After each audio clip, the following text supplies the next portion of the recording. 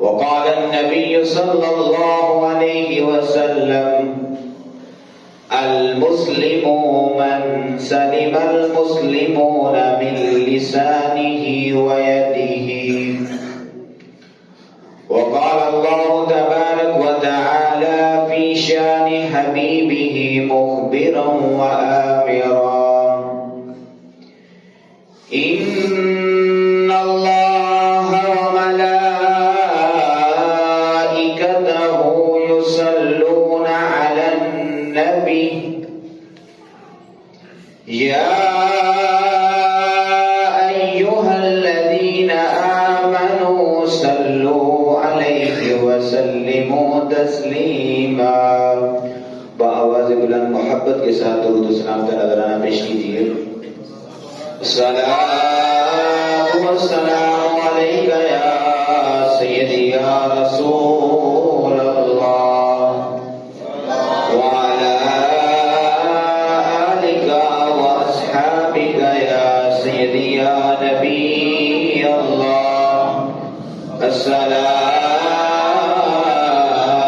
والسلام علیک یا سیدی یا رسول اللہ وعلی آلک واصحابک یا سیدی یا رحمۃ للعالمین. درود و سلام جب پڑھا جائے محبت کے ساتھ عقیدت کے ساتھ درود و سلام پڑھا کریں. حضور تاجدار انبیاء صلی اللہ علیہ وسلم فرماتے ہیں جس نے ایک مرتبہ مجھ پر درود پڑھا اللہ رب العزت اس کی توسل سے اس کی برکت سے اللہ اس کے 10 گناہ معاف فرما دے گا. فرمایا جس نے ایک مرتبہ مجھ پر درود پڑھا اللہ رب العزت 10 گناہ معاف فرمائے گا، 10 نیکیاں عطا فرمائے گا اور اس کے 10 درجات کو بلند فرما دے گا. محبت سے بڑھے. صلاۃ والسلام علیک یا سیدی یا رسول اللہ وعلی آلک واصحابک یا سیدی یا نبی اللہ. صلاۃ والسلام علیک یا سیدی یا رسول اللہ وعلی یا سیدی یا رحمۃ للعالمین. اللہ رب العزت کی حمد و ثنا اور حضور تاجدار انبیاء صلی اللہ علیہ وسلم آپ کی ذات مقدسہ پر درود و سلام کا نذرانہ پیش کرنے کے بعد نہایت واجب الاحترام معزز سامعین ذی احتشام اللہ رب العزت کا لاکھ لاکھ شکر ہے کہ جس رب تعالی نے آج پھر ہم سب کو نماز جمعہ ادا کرنے کی توفیق بخشی. دعا ہے خالق لم یزل ہماری حاضری کو اپنی بارگاہ کے اندر قبول و منظور فرمائے.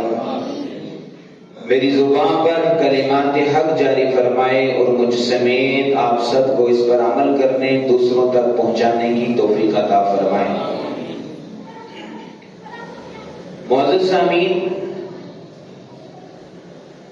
آج کے اس مختصر خطبہ کے اندر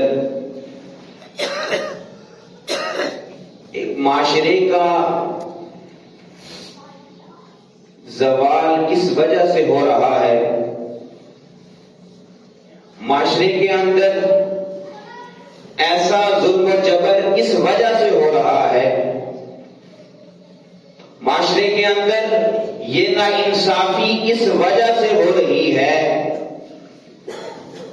کہ ایک سانس نے اپنی بہو کے ٹکڑے ٹکڑے کر کے اس کو ندی میں بہا دیا. ایسی کیا وجہ ہمارے معاشرے کے اندر پیدا ہو رہی ہے کہ آئے روز کوئی واقعہ ملتا ہے کہ باپ نے بیٹے کو گھر سے نکال دیا، یا یہ واقعہ پیش آتا ہے کہ بیٹے نے باپ کو گریبان سے پکڑ کر گھر سے نکال دیا. یہ ظلم، یہ ناانصافی، یہ کس وجہ سے معاشرے کے اندر پھیل چکی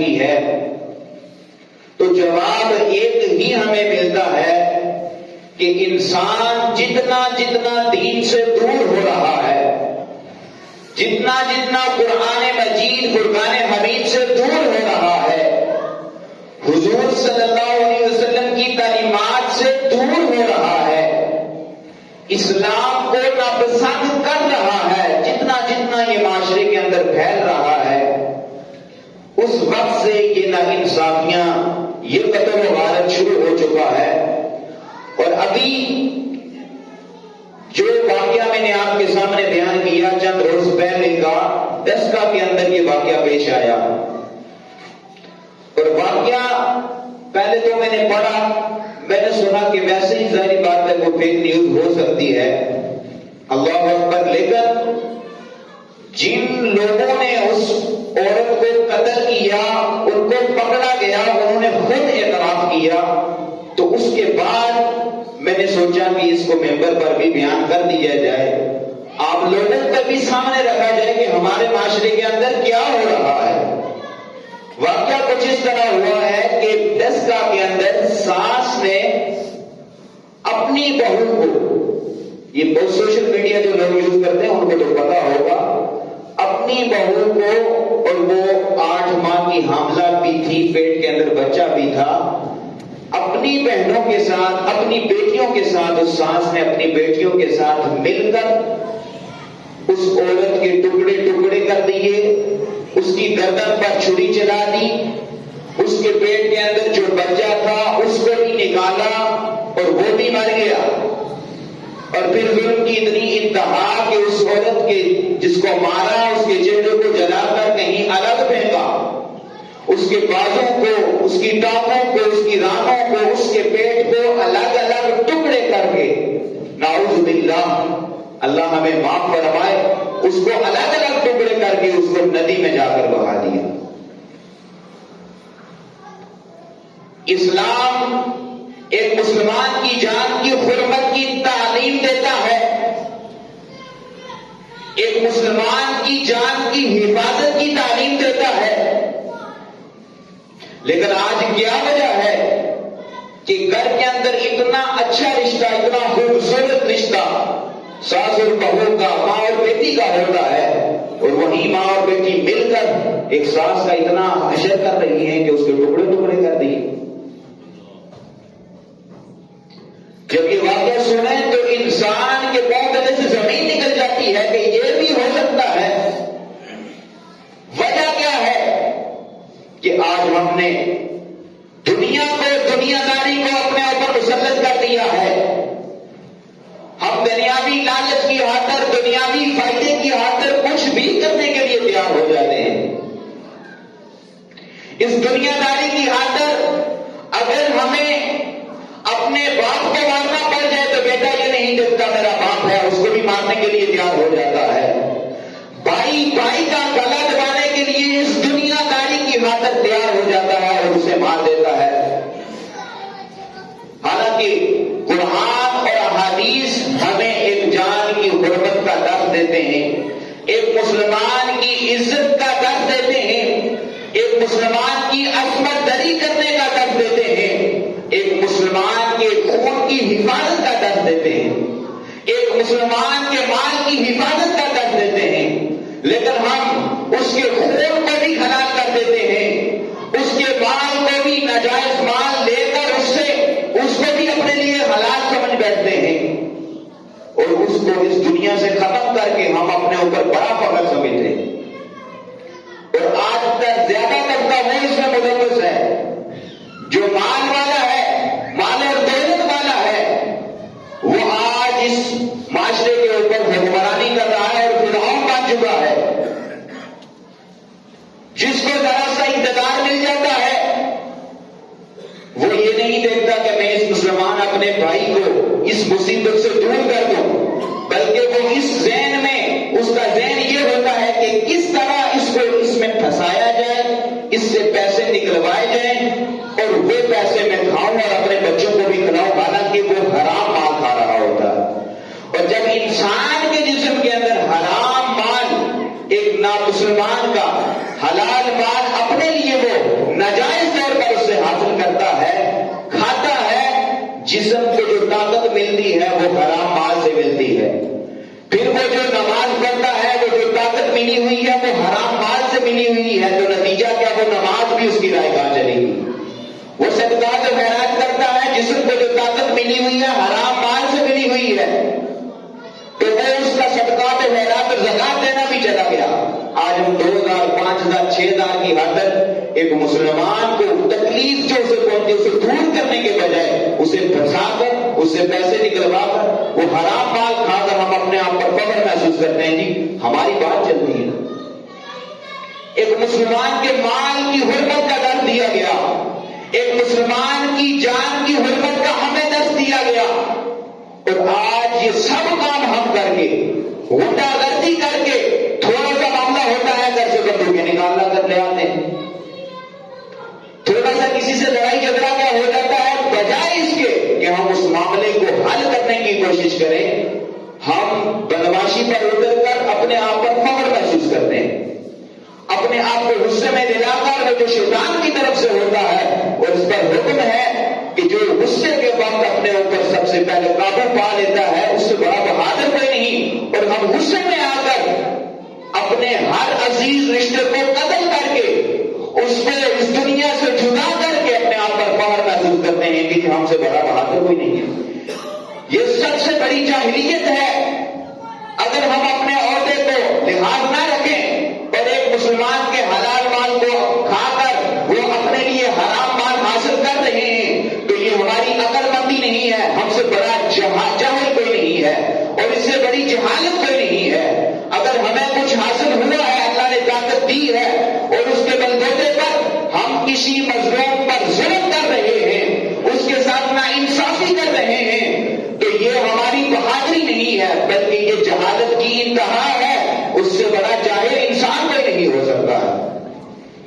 اللہ رب العزت قرآن مجید فرقان حمید کے اندر ارشاد فرماتا ہے، اللہ اکبر، فرمایا کہ جس بندے نے کسی جان کو ناحق قتل کیا فجزاؤہ جہنم، فرمایا کہ اس کا جو بدلہ ہے اللہ رب العزت جو اس کو بدلہ دے گا فرمایا وہ جہنم ہے.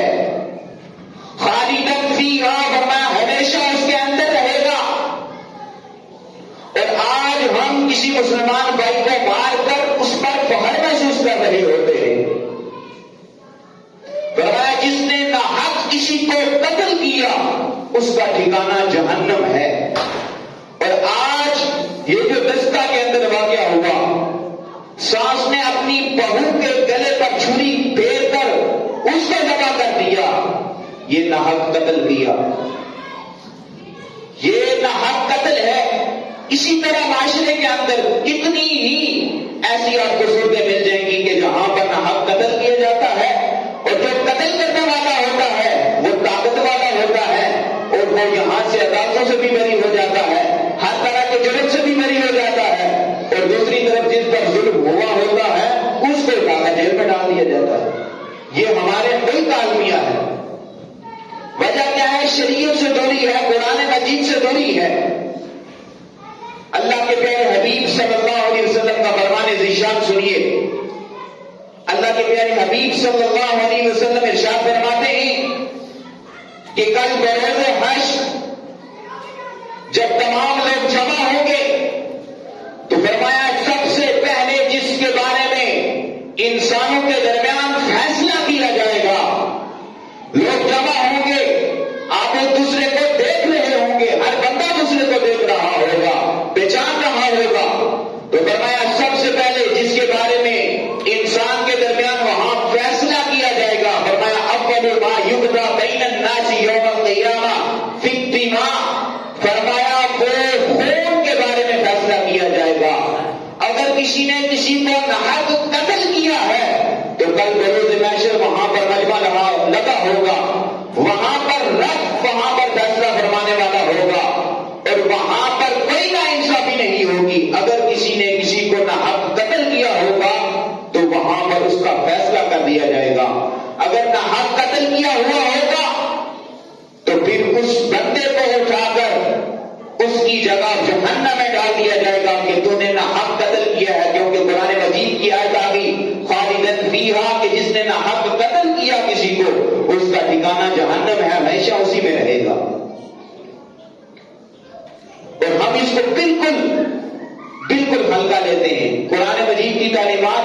جاننے کے باوجود کچھ تو ہیں اینڈ پہ جب خطاب ختم ہو رہا ہوتا ہے پھر آتے ہیں، اور جو ہمارا حال یہ ہے کہ ہمیں کچھ چیزوں کا علم بھی ہوتا ہے لیکن مسجد سے جیسے ہی باہر نکلتے ہیں ہم دوبارہ انہی حالتوں میں آ جاتے ہیں۔ سننے کے باوجود کسی ایک حدیث پر بھی اگر عمل کر لیں تو یقین مانیں ہماری دنیا سنور جائے، ہماری زندگی میں بدلاؤ آ جائے۔ ہم ایک ہفتے کے اندر ایک ہفتے سنتے ہیں اور باہر جا کر دنیا داری میں جا کر سب کچھ بلا کر اگلے ہفتے آئے ہوتے ہیں، بالکل ہمارا پھر سوایا ہو چکا ہوگا۔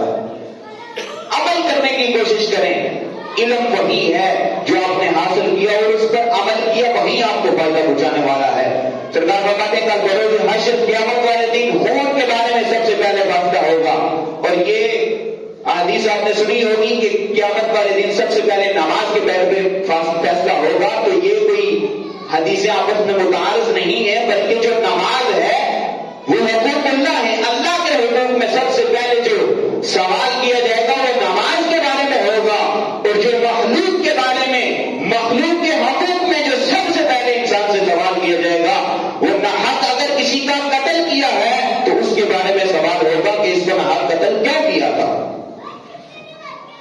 اس لیے ہمیں اس دین کی طرف، قرآن مجید کی طرف، احادیث کی طرف آنے کی ضرورت ہے تاکہ ہماری دنیا بھی سنور جائے۔ آج کا انسان اقتدار میں آ کر ظلم و ستم کر کے اپنے آپ کو کامیاب سمجھتا ہے، لیکن حقیقی کامیابی یہ نہیں ہے بلکہ دنیا صبر کا نام ہے۔ یہاں پر صبر کریں گے اللہ اس کی بہترین جزا عطا فرمائے گا، اور کل بروز محشر آپ کو اس کے بدلے میں جنت عطا فرمائے گا۔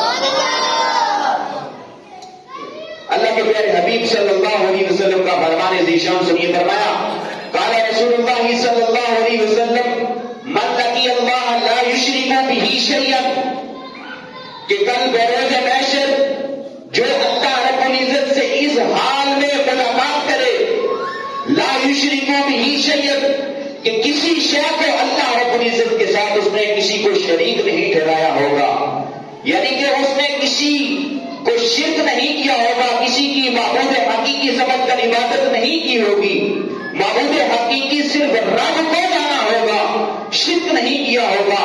فرمایا لم یتندا بدم حرام، اور فرمایا کسی جان کو ناحق قتل نہیں کیا ہوگا۔ فرمایا یہ دو چیزیں اگر کل بروز حشر کوئی لے کر آ گیا تو سرکار فرماتے ہیں دخل الجنہ، اللہ رب العزت اس کے بدلے میں اس کو جنت عطا فرمائے گا۔ کسی کے ساتھ شرک نہیں کیا اور کسی کو ناحق قتل نہیں کیا۔ اور آج ہم قتل کرنا، ناحق قتل کرنا، اس کو سب سے بڑا اپنا فخر سمجھتے ہیں کہ جی ہمارے پاس پروٹوکول ہے، ہمارے پاس اقتدار ہے، فلاں ہے فلاں ہے، یہ ساری طاقتیں یہی ختم ہو جانی ہیں۔ اور فرعون کا واقعہ کتنا طاقتور تھا، کہاں گیا؟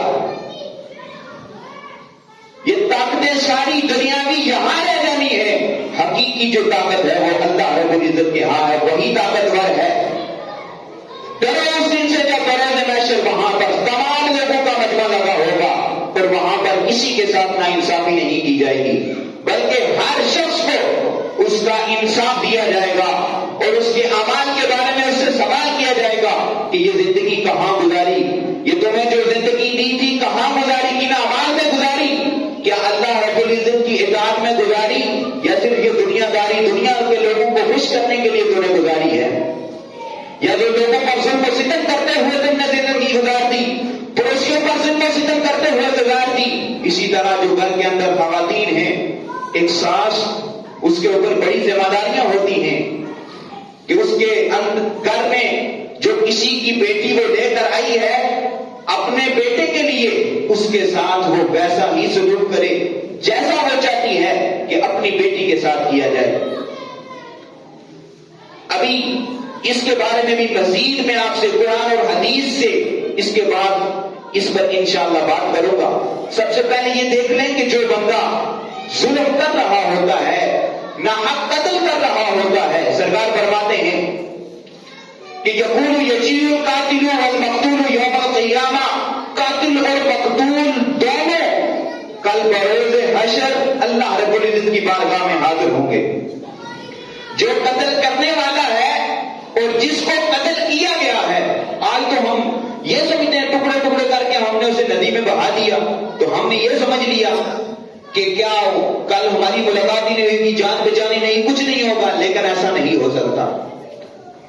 وہاں پر ملاقات ہونی ہے، جو بھی ظلم کرتا ہے وہاں پر ملے گا، جو ظلم کرتا ہے، کرنے والا ہے، اس کو اس کا بدلہ دیا جائے گا۔ فرمایا قاتل اور مقتول اس حال میں آئیں گے، فرمایا متعلق براس صاحبہ، فرمایا جس کو قتل کیا گیا تھا اس کا سر قاتل یعنی جو قتل کرنے والا ہے اس کے گلے میں ہوگا، وہ اس کے گلے کے ساتھ لپٹا ہوگا، اور پھر دنیا کی عدالت کا وہ سوال نہیں کر رہا۔ اگلے حدیث کے الفاظ سنیے، فرمایا یقول، جس کو قتل کیا گیا ہے، یہ جس طرح ڈسکا کا اندر واقعہ ہوا، وہ بہو وہ بھی سوال کرے گی، اور جو پیٹ کے اندر وہ بچہ جس کو قتل کیا گیا وہ بھی کل میرے سے محشر سوال کرے گا۔ یقول ربی سل ھذا لما قتلنی، اللہ رب العزت سے سوال کریں گے، یا باری تعالیٰ یہ ہے وہ بندہ یا بندی جس نے مجھے قتل کیا ہے، پوچھ اس سے، اللہ رب العزت سے وہ بندہ عرض کرے گا، اے باری تعالیٰ اس بندے سے سوال کر کس بنا پر مجھے قتل کیا ہے۔ وہاں پر انصاف وہ بندہ رب سے مانگ رہا ہوگا۔ دنیا میں انصاف کی یہ عدالتیں جہاں انصاف نام کی کوئی چیز ہمیں نظر نہیں آ رہی ہے، جہاں صرف اقتدار اور مال اور دولت اور پیسہ ہی نظر آتا ہے کہ جو پیسے والا ہے وہ بچ جاتا ہے، غریب ظلم کی چکی میں پستا چلا جا رہا ہوتا ہے، یہاں تو بچ جاؤ گے، لیکن یہ جو سوال وہ کر رہا ہے حدیث کے مطابق کل بروز حشر رب کی بارگاہ میں ہوگا، قاتل بھی وہاں حاضر ہوگا، مقتول بھی حاضر ہوگا، اور پھر وہ جو جس کو قتل کیا گیا مقتول وہ رب سے عرض کرے گا، باری تعالیٰ اس بندے سے سوال کر کس بنا پر مجھے قتل کیا گیا۔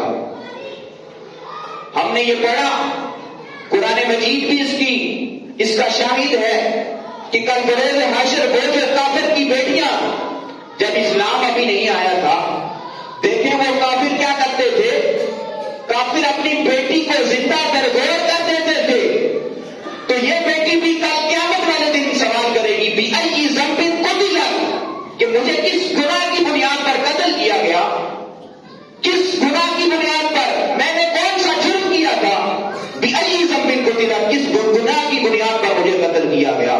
وہ تو کافر کی بیٹیاں، اور وہ ابھی اسلام بھی نہیں ہوا تھا، آج اسلام کا نفاذ بھی ہے اور مملکت اسلامیہ اسے کہا جاتا ہے، اور آج کا حال یہ ہے کہ وہ تو کافر تھے، ابھی اسلام بھی ابھی نہیں آیا تھا، بیٹیوں کو زندہ درگور کرتے تھے، حضور نے آ کر کلمات دی، دین پہنچایا، مسلمانوں کو دین کا راستہ دکھایا، لیکن آج پھر وہی حال ہو چکا ہے۔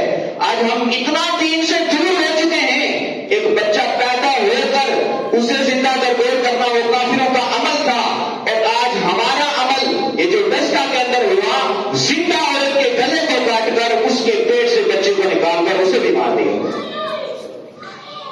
وہ تو فطرتی طور پر پیدا ہوتی تھی بچی، پھر اس کو جا کر گڑا کھود کر دفن کیا جاتا تھا، اور آج زندہ عورت کے گلے پر چھری چلا کر اس کے پیٹ سے بچے کو نکال کر اس کو بھی موت کے گھاٹ چڑھا دیا۔ یہ مسلمانوں کا عمل ہے، وجہ کیا ہے؟ دین سے دوری ہے، علماء سے نفرت ہے۔ پہلے لوگ دین سیکھنے کے لیے آتے تھے، دین سمجھنے کے لیے آتے تھے، آپ اکثریت کے طور پر، سب کی بات نہیں کر رہا، اکثریت کے طور پر اس وجہ سے آتے ہیں۔ پہلے لوگ اپنی اصلاح کے لیے آیا کرتے تھے، یہ جملہ میں کہا کرتا ہوں، پہلے لوگ اپنی اصلاح کے لیے آیا کرتے تھے، ہماری اصلاح ہو جائے۔ آج کل اس لیے آتے ہیں امام صاحب کی اصلاح کر دیں۔ آج کل ہم یہ نظر ہوتی ہے کہ ان کے پاؤں کدھر ہے، ان کا ہاتھ کدھر ہے، ان کا کپڑا کدھر ہے، تنقیدی اور غیبتی ذہن رکھ کر ہم اپنی زندگی گزار رہے ہوتے ہیں، اپنی اصلاح کی فکر نہیں ہوتی۔ پہلے لوگ اپنی اصلاح کے لیے آتے تھے، اب امام اور جو عالم دین ہوتا ہے اس کی اصلاح پر ہم لگے ہوئے ہیں۔ دین سے دور جتنا ہو رہے ہیں، جتنا علماء کی نفرت ہمارے دلوں کے اندر پیدا ہو رہی ہے، جتنی حفاظ کرام کی نفرت ہمارے اندر پیدا ہو رہی ہے، اتنا آپ دیکھ رہے ہیں معاشرے کے اندر ظلم و ستم عام ہو رہا ہے۔ اپنے گھروں کے اندر جا کر بتائیں کہ ایک جان کو قتل کرنے کا کتنا بڑا گناہ ہے۔ اپنے ماں بیٹیوں کو بٹھایا کریں، گھر میں دین دین کی تعلیمات کا ایک ماحول بنایا کرے، بجائے اس کے کہ ٹی وی ڈرامے یہ لگے ہوتے ہیں. اور اس عورت سے پوچھا گیا تو نے یہ کام کیسے کیا؟ وہ کہتی ہے جی میں نے کسی چیز میں وہ گولیاں ملا کر اسے کھلا دی. یہ کہاں سے اس نے سیکھا ہے؟ کہ ٹی وی ڈراموں میں یہی تو دکھایا جاتا ہے، ٹی وی ڈراموں کے اندر یہی درس دیا جاتا ہے، یہی پورا ان کا سبق ہوتا ہے کہ ایسے ایسے تم نے کرنا ہے. اور پھر معاشرہ جب یہ چیزیں دیکھتا ہے، دین سے دور ہوتا ہے، ان کی چیزیں لیتا ہے، تو پھر ایسے ایسے واقعات رونما ہو جایا کرتے. اس لیے ڈرے اس وقت سے کہ جب بروز محشر ہمیں پیش کیا جائے گا اور ہمیں ہر سوال کا جواب دینا پڑ جائے گا. اب دوسری طرف میں آتا ہوں کہ ایک مسلمان کو یہ تو ہو گیا کہ ظلم پر کسی کو مسلمان کو نہ حق قتل کرنا کتنا بڑا گناہ ہے. دوسری طرف یہ ہے کہ کون سی ایسی چیزیں ہیں کہ جن کو ہم اگر اپنائیں، جن کو فالو کریں تو ہماری زندگی سنور جائے گی. اسلام ہمیں کون سی ایسی تعلیمات دیتا ہے کہ جس پر اگر ہم عمل کر دیں تو ہماری یہ دنیا سنور جائے گی اور ہمارے جو معاملات ہیں، ساس کا بہو کے ساتھ جو تعلق ہے وہ اچھا ہو جائے گا، بیٹے کا باپ کے ساتھ، باپ کا بیٹے کے ساتھ اچھا تعلق ہو جائے گا. کون سی ایسی چیزیں ہیں اگر ہم ان کو اپناتے ہیں تو ہمارا یہ معاشرہ ترقی کرنا شروع کر دے گا. معاملہ صرف یہ ہے کہ ہم عمل کرنا شروع کر دیں. عمل کی بات میں یہ ہوتی ہے ہم عمل نہیں کرتے، سن بھی لیتے ہیں حدیث لیکن اس پر عمل کرنے کی کوشش نہیں کرتے. آج ہم فقط یہ کہتے ہیں کہ جی بس جہاں تقریر میں نعرہ لگ جائے وہ تقریر ہوتی ہے. یہ ذہن ہمارا بن چکا ہے. اور جی فلاں جگہ نعرہ نہیں لگا، تقریر ہی نہیں ہوئی، پوچھو وہاں بیان کیا کیا گیا کوئی پتہ نہیں، بس بڑے جوش میں انہوں نے بیان کر دیا لیکن سمجھ نہیں آئی کیا بیان ہوا. فائدہ کیا ہوا تمہارا وہاں بیٹھنے کا؟ فائدہ کیا ہوا تمہارا ساری ساری رات بیٹھ کر وہاں نعرے لگانے کا؟ کیا فائدہ ہوا؟ کچھ حاصل کیا وہاں سے؟ کوئی ایک حدیث سن کر اس پر عمل کرنے کی کوشش کی؟ اگر تو کوشش کی، حدیث سنی، اس پر عمل تمہارا ہو گیا اور اسے اپنانے کی کوشش کی، سوچا کہ آج یہ بیان ہوا تھا میں اپنے اوپر اس کو عمل کرنے کی کوشش کروں گا. اگر کوشش بھی کرو گے تو تمہیں اس کا ثواب مل جائے گا. اب کون سی ایسی چیزیں ہیں کہ اگر ہم اپنائیں تو یہ رشتے سمجھ سکتے ہیں، ہمارے گھر سمجھ سکتے ہیں، ہمارے معاشرے کامیاب ہو سکتے ہیں اور ساس اور بہو کا رشتہ جو ہے بڑی پیار و محبت کے ساتھ گزر سکتا ہے. آج ساس بہو کی شکایتیں کر رہی ہوتی ہے، بہو ساس کی شکایتیں کر رہا ہوتا ہے، باپ بیٹے کی شکایتیں، بیٹا باپ کی شکایتیں کر رہا ہوتا ہے. فرمان سنیے حضور صلی اللہ علیہ وسلم کا فرمان ذیشان. آقا علیہ الصلوۃ والسلام ارشاد فرماتے ہیں المسلم من سلم المسلمون من لسانه و یده. مسلمان وہ ہے کہ جس کے ہاتھ اور زبان سے دوسرا مسلمان محفوظ رہتا ہے، چاہے وہ عورت ہے چاہے وہ مرد ہے. فرمایا مسلمان وہ ہے جس کی زبان سے اور ہاتھ سے دوسرا مسلمان محفوظ رہتا ہے. فرمایا وہ شخص مسلمان ہے. آج اگر معاشرے کے اندر دیکھا جائے تو زبان سے کون مسلمان محفوظ رہ گیا ہے؟ ہماری زبان پر ہر بندے کی غیبت جاری ہوتی ہے،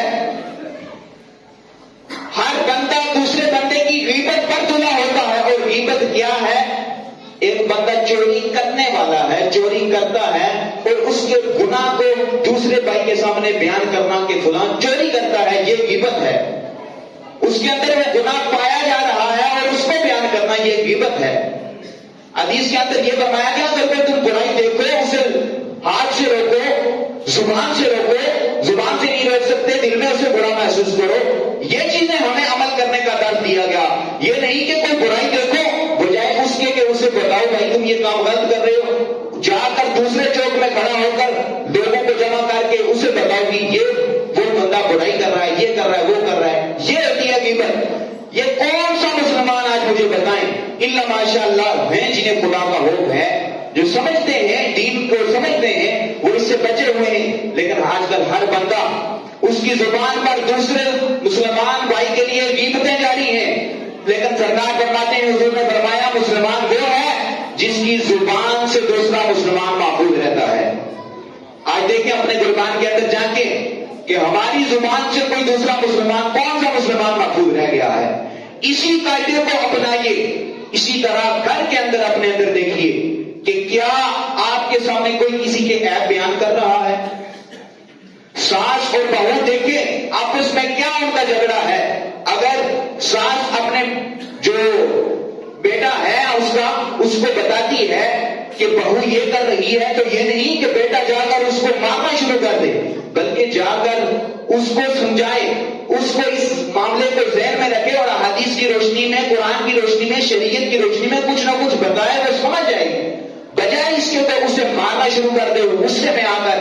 اسی طرح اگر کوئی بہو ہے اور وہ اپنے خاوند کو اس طرح بتاتی ہے کہ تمہاری ماں فلاں کرتی ہے، فلاں کام کرتی ہے، فلاں کرتی ہے، تو بیٹے کا کام یہ نہیں ہے کہ جا کر ماں کو مارنا شروع کر دے، بلکہ گھر میں ایسا ماحول پیدا کرے جس کے درمیان بہو اور ماں کے درمیان ایک اچھا رشتہ بن جائے، سکون کے ساتھ رشتہ ہو جائے.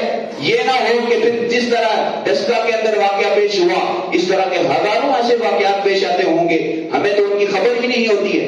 اور یہ دیکھیں کتنا اس کو چھپانے کی کوشش کی گئی ہے، لیکن جو ظالم ہوتا ہے وہ اللہ کی پکڑ سے کبھی بچ نہیں سکتا. حدیث کے الفاظ ہیں صحیح بخاری 4686 نمبر حدیث ہے، فرمایا ان اللہ لا یملی للظالم حتی اذا اخذہ لم یفضلہ. فرمایا کہ اللہ رب العزت ظالم کو مہلت دیتا رہتا ہے، مہلت دیتا رہتا ہے. چند روز فرمایا اسے مہلت ملتی ہے، لیکن اللہ جب اس کو پکڑتا ہے لم یفضلہ، پھر اسے چھوڑتا نہیں ہے، پھر وہ اللہ کی پکڑ سے بچ نہیں سکتا ہے. اس لیے ہمیں چاہیے، ہمیں اپنے معاشرے کے اندر، اپنے گھر کے اندر ایسا ماحول پیدا کرنا چاہیے. یہ سرکار کا فرمان بیان کرنا چاہیے کہ مسلمان وہ ہے کہ جس کی زبان سے اور ہاتھ سے دوسرا مسلمان محفوظ رکھیں. اگر ہم اس کو بیان کریں گے تو کچھ نہ کچھ تو ان پر اثر ہوگا. اس ایک حدیث پر ہی عمل کر لیں. آج ہم نماز پڑھنے کے لیے آتے ہیں، یقین مانے نماز پڑھ کر باہر جاتے ہیں، ہماری زبان پر اس کے باہر ہی نہیں مسجد کے اندر ہی عیدیں شروع ہو جاتی ہیں. اللہ ماشاء اللہ کچھ ہیں، لیکن اکثریت دیکھا گیا ہے کہ ادھر ہی شروع ہو جاتی ہیں.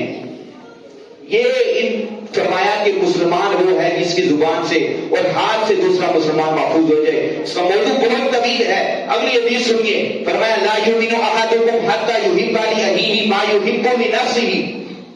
فرمایا تم میں سے کوئی اس وقت تک ایمان والا نہیں ہو سکتا جس وقت تک جو شے وہ اپنے لیے پسند کرتا ہے وہی شے وہ اپنے بھائی کے لیے پسند کرے. یعنی جو چیز اپنے لیے پسند کرتا ہے وہی وہ چاہتا ہے میرے بھائی کے لیے پسند ہو، وہی چیز پسند کرتا ہے، تو فرمایا وہ ایمان والا ہے. لیکن اگر چاہتا ہے، ایک باپ چاہتا ہے میری بیٹی کسی کے گھر گئی ہوئی ہے تو وہاں سکون سے رہے، اسے کوئی تکلیف نہ پہنچے، اپنے لیے تو یہ پسند کرتا ہے میری بیٹی سکون سے رہے، لیکن جو گھر میں بہو لے کر آیا ہے اسے طرح طرح کی اگر تکلیفیں دیتا ہے تو وہ ایمان والا نہیں ہے. اسی طرح جو ساس ہے وہ اپنی بہو کو، اپنی بیٹی کو تو چاہتی ہے میری بیٹی جس گھر میں جائے بڑے سکون سے رہے، بڑے پیار سے رہے، اسے کوئی تکلیف نہ پہنچائے. لیکن اگر گھر کے اندر ظلم اور ناانصافی کے ساتھ اس کے ساتھ ناحق سلوک کرتی ہے تو پھر وہ ایمان والی نہیں ہو سکتی. کیونکہ نبی کریم صلی اللہ علیہ وسلم کا فرمان ہے تم میں کوئی ایمان والا نہیں ہو سکتا جب تک وہ جو چیز اپنے لیے پسند کرتا ہے وہی اپنے بھائی کے لیے نہیں پسند کر لیتا. یہ چیزیں ہمیں سمجھنے کی ضرورت ہے، جاننے کی ضرورت ہے. اگلی حدیث دیکھیے، حضور نبی کریم صلی اللہ علیہ وسلم کا فرمان ذیشان. فرمایا خیرکم لأہلہ وأنا خیرکم لأہلی. فرمایا تم میں سے بہتر شخص وہ ہے. یہ معاشرے کی بنیاد اور معاشرہ کس طرح کامیاب ہوتا ہے اور یہ ظلم اور بربریت کس طرح ہم سے دور ہو سکتی ہے. فرمایا تم میں سے بہتر وہ ہے جو اپنے گھر والوں کے لیے اپنے اہل و عیال میں سب سے بہتر ہے. اور حضور فرماتے ہیں میں سب سے زیادہ اپنے اہل و عیال کے ساتھ بہتر ہوں، اور فرمایا میں سب سے زیادہ اپنے اہل و عیال کے ساتھ حسن سلوک کرنے والا ہوں. اب سب سے بہتر حضور نے یہاں کس بندے کو فرمایا؟ جو اپنے گھر والوں کے ساتھ بہتر ہے. اسی طرح ساس وہ اپنی بہو کے ساتھ بہتر ہے. اسی طرح جو گھر میں رہنے والا شوہر ہے وہ اپنی بیوی کے ساتھ بہتر ہے، اپنے بھائیوں کے ساتھ بہتر ہے، اچھا سلوک کرتا ہے. فرمایا میں سب سے زیادہ، حضور نے اپنی طرف اشارہ کیا، فرمایا میں سب سے زیادہ اپنے اہل کے ساتھ بہتر ہوں اور ان کے ساتھ بھلائی والا سلوک کرنے والا ہوں. اور ہمیں یہ تعلیمات دی، فرمایا کہ تم میں بھی سب سے بہتر شخص وہ ہے جو اپنے اہل کے ساتھ، اپنے اہل و عیال کے ساتھ بہتر ہے، اچھا رشتہ رکھتا ہے، اچھے تعلقات رکھتا ہے. اس لیے ہمیں سمجھنا چاہیے، اگر تو ہم یہاں جتنے بھی افراد بیٹھے ہوئے ہیں، اگر اپنے گھر والوں کے ساتھ ہمارا اچھا تعلق ہے، ہم ان کے ساتھ اگر بھلائی کرنے والے ہیں، اچھا سلوک کرنے والے ہیں، اس کو مزید اچھا کریں۔ لیکن آج سے پہلے اگر کوئی بندہ گھر والوں کے ساتھ اچھا تعلق نہیں رکھتا تھا، اپنی بیوی کے ساتھ اچھا تعلق نہیں رکھتا تھا، اسی طرح گھر میں والدین کے ساتھ اچھا تعلق نہیں رکھتا تھا، اسے چاہیے کہ آج کے بعد، آج اسے یہ پیغام پہنچ گیا ہے تو اس کے بعد اسے چاہیے کہ آہستہ آہستہ اس پر عمل کرنا شروع کر دے۔ جب انسان کسی چیز پر عمل کرنا شروع کر دیتا ہے تو اللہ رب العزت اس کے لیے راستے بنا دیتا ہے اور پھر اس کو ہدایت کا راستہ مل جاتا ہے، اور جب انسان کو ہدایت کا راستہ مل جاتا ہے اس کی برکت سے اللہ رب العزت اسے جنت عطا فرما دیتا ہے۔ یہ سارا کس لیے ہوتا ہے؟ انسان دنیا میں بھی تاکہ کامیاب رہ جائے اور کل بروز حشر میں بھی اسے رسوائی نہ ہو، وہاں بھی کامیاب ہو جائے۔ اب حضور صلی اللہ علیہ وسلم کا فرمان سنیے، فرمایا کہ جو مسلمان کو گالی دینا یہ فسق ہے اور قتل کرنا یہ کفر ہے۔ یہ جو انسان کسی مسلمان کو قتل کرتا ہے، یہاں پر ایک مسئلہ آپ کو واضح کر دیتا ہوں، اگر کسی مسلمان کے خون کو آپ نے حلال جان کر اس کو قتل کر دیا تو پھر آپ نے کفر کیا، اور کفر کا ٹھکانہ جہنم ہے، ہمیشہ وہی رہیں گے۔ لیکن آپ نے حلال نہیں جانا بلکہ قتل ہو گیا، حلال اس کو نہیں سمجھتے تھے تو اس کی سزا ہے، سزا کے بعد اللہ رب العزت آپ کو معافی عطا فرما دے گا۔ لیکن اگر ایک مسلمان دوسرے مسلمان کے خون کو حلال سمجھتا ہے اور کہتا ہے اس کو مرنا ہی چاہیے، اور وہ حلال جان کر اس کو قتل کر دیتا ہے، فرمایا یہ کفر ہے، اور کفر کا جو ٹھکانہ ہے وہ جہنم ہے اور ہمیشہ جہنم میں رہے گا۔ دعا ہے خالق لم یزل ہمیں کفر، ظلم اور بربریت اور قتل جیسے گناہوں سے بچنے کی توفیق عطا فرمائے، ہمیں اپنے معاشرے کو سنوارنے کی توفیق عطا فرمائے۔